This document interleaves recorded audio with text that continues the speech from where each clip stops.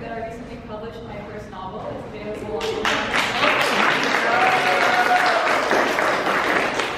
It's called The Storyteller and the Terrorist in Our Newsfeeds.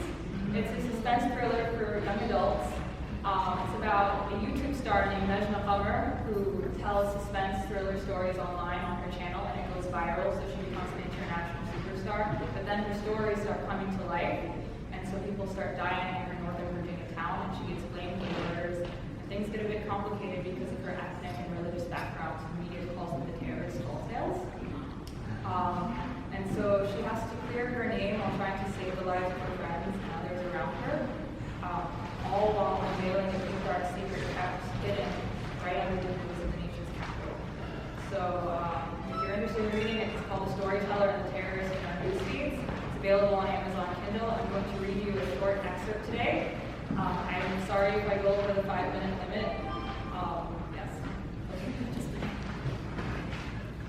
So, there's a light at the end of the tunnel, at the tip of the tongue of all the words left unsung, and it shines like cinnamon through nostrils, where light and warmth are felt from within rather than seen from outside, from the eyes of decaying brides, doll-faced grimes as the hag survives the game of cards with the ginger gypsies. Silver linings are engraved in the clouds we wear above our heads like crowns. We are kings and queens of our own self-centered sorrow, only as long as we crave the monarchy. Release the storm and find freedom as a pauper, rich in nothing but lightheartedness and weightless shoulders of those who rejoice as they become bolder in their dance across the galaxy. They waltz because they are broken and happy. Won't you come dance with me? Somewhere in a dark lit room, RAHMA scrawled these words as quickly as possible on a piece of paper she had managed to find in her prison. Her frail frame was hunched over and her hands spastically moved across the page, trying to write as fast as possible. Even in solitary confinement, she felt the need to write to stay alive. After placing the pen down, she headed to the restroom to wash her face. She caught a brief glance of herself in the mirror and noticed that her hair was a mess and there were dark circles beneath her eyes. Her captors had not provided her with a hairbrush or a comb. She made a silent prayer of thanks that they had provided her with a space to bathe, shampoo, soap, toothpaste, and a toothbrush. A sinister thought grazed her mind as she contemplated whether they were watching her now. Her eyes darted around the bathroom looking for cameras. There were none she could see, but she still felt uneasy. While locked away, she always managed to pray on time, no longer distracted by anything else and increasingly dependent on attempting to connect with a higher power to feel hopeful. She knew she would get through this. She had to get through this. She made the intention to make wudu, the ritualistic cleansing before prayer, in her mind, and recited Bismillahirrahmanirrahim, in the name of God, most gracious, most merciful. A lump formed in her throat when she recalled the number of times a phrase so soothing and beautiful had been used by people with menacing intentions to hurt and even kill others. She brushed these thoughts away from her mind as she took a deep breath and turned on the faucet. RAHMA washed her hands 3 times, then gargled the water in her mouth 3 times. She placed water in her hand and lightly brushed it into her nose 3 times, and then placed it into her hands and washed her face 3 times. After that, she wet her left hand to pass water over her right arm 3 times, then wet her right hand to pass water over her left arm 3 times, making sure to go up to her elbow and washing both arms. She then wet her hands and wiped her hair once, wet her hands, wiped her ears once, wet her hands and wiped her neck once.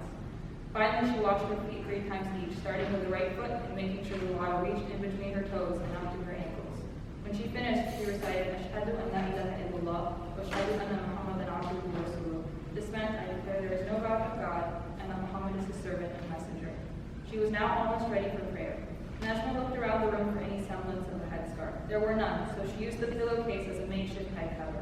They had taken away her phone, so she had no way of determining the exact direction toward the Kaaba, so she took her best guess. Then she raised both of her hands by her head and began the night prayer by reciting Allahu Akbar, meaning God is greatest.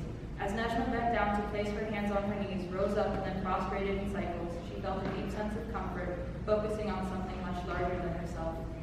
After the 4th cycle, she turned her face toward her right shoulder and whispered, Assalamu alaikum wa rahmatullahi wa barakatuh, meaning peace be upon you, along with God's mercy and his blessings. She then turned to her left shoulder and said the same thing. In Sunday school, she had been taught there were 2 angels on either shoulder, and that was why at the end of prayer, even if praying alone and not in a group, one should be sure to acknowledge them both. When praying in a group, these greetings would be targeted toward the angels as well as fellow people kneel down in prayer.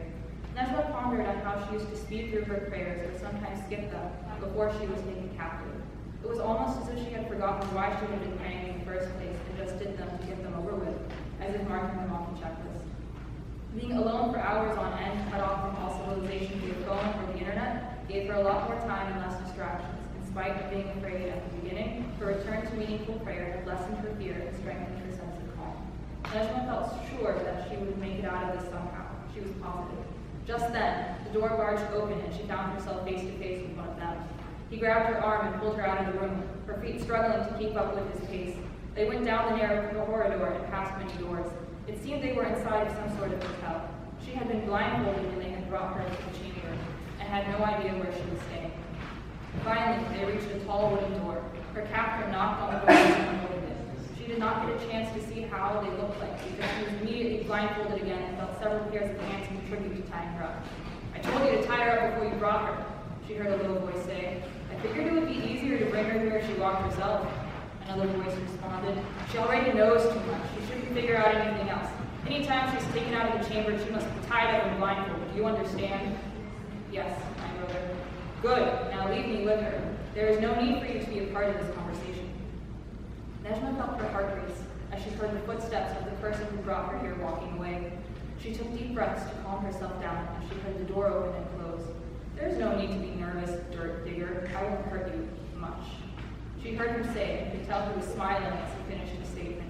She felt hands grab her face and move it from side to side as if inspecting it, then nothing. He had let go. For a few moments there was nothing but silence. Then she felt something lightly touch her abdomen.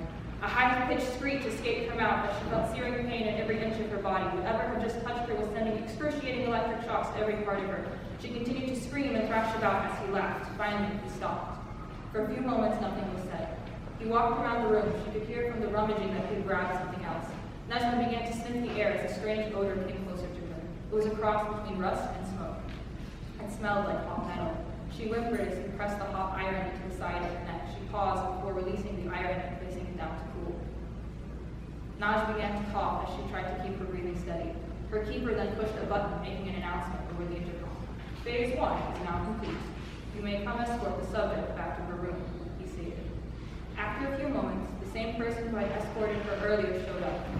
She could tell it was the same man because she recognized his voice when he greeted the torturer.